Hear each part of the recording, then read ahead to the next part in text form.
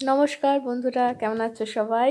আজ আবার পেয়ে শ্রোতা গল্প বলল ট্যাঁটে, ছোট্ট মানুষের ছোট্ট গল্প, প্রথম খণ্ড, লেখিকা শ্রীমতী বাণী পাত্র। আর আজকের ছোট্ট গল্পের নাম বানর। আর চলো পড়ে ফেলি। বানরের বা বাঁদরের বাঁদরামি যেমন একটা প্রচলিত বাক্য, ঠিক তেমনই বানরের কীর্তিকলাপও খুব একটা কম দেখা যায় না। তবে বানরকে পোষ মানালে এরা পোষ মানে, মানুষের আচরণ দেখে দেখে এরা তাদেরকে নকল করে। পোষা নয় এমন কতকগুলো বানরের কীর্তির কথা ট্যাঁটা বলার চেষ্টা করছে। ছোট্ট মানুষ জীবন কথায় কথিত কাহিনীতে বলা আছে, গ্রামে মামার বাড়ি বেড়াতে গিয়ে ট্যাঁটা প্রথম বানরের সামনাসামনি হয়েছে। বানরের পাশ দিয়ে যাতায়াত করেছে, তবুও বানর কিছু করেনি। তারা তাদের মতো গাছে গাছে উঠেছে, নেমেছে, দোল খেয়েছে, আর চার পায়ে লেজ উঁচু করে ট্যাঁটাদের পাশ দিয়ে হেঁটে বেরিয়েছে।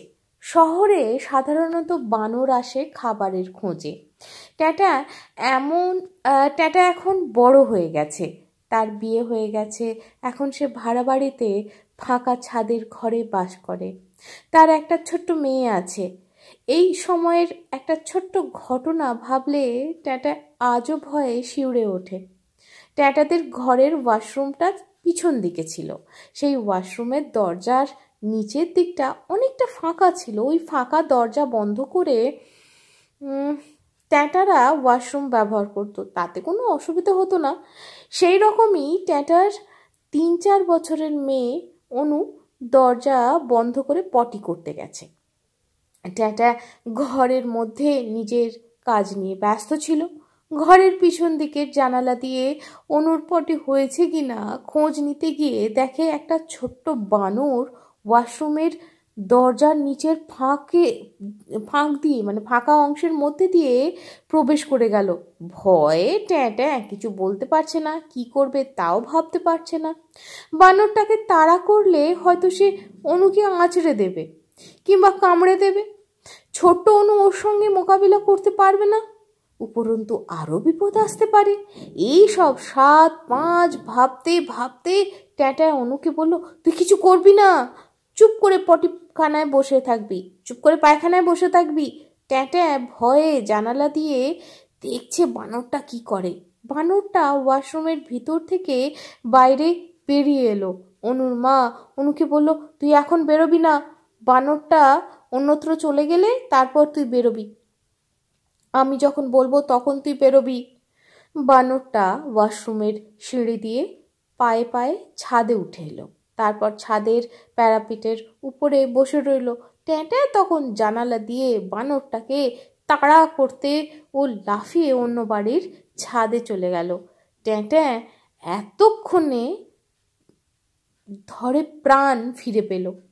অনুর মা অনুকে বলল, ট্যাঁটা বলল, এইবার তুই বেরোতে পারবি।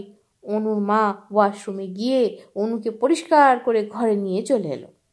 মা অনুকে জিজ্ঞাসা করলো, বানরটা তোর কাছে গিয়েছিল?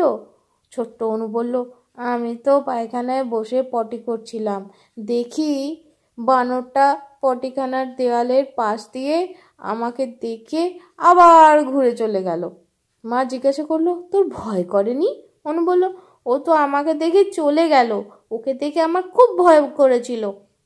মা বলল, ভাগ্যিস তোকে দেখে বানরটা চলে গেল, তা না হলে ও যদি তোকে কিছু করতো কি যে হতো কি জানি।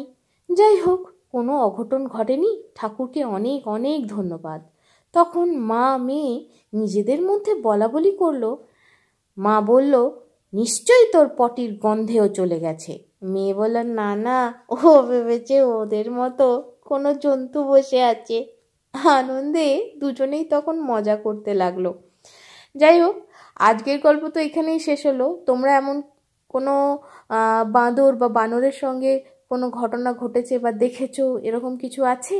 আমার একটা ঝুলিতে গপ্প আছে, ছোট্ট গল্প, এক্ষুনি শেষ হয়ে যাবে। সেটা হলো, আমি একবার দেখেছিলাম ছোট্টবেলায়, বাঁদর এসেছে।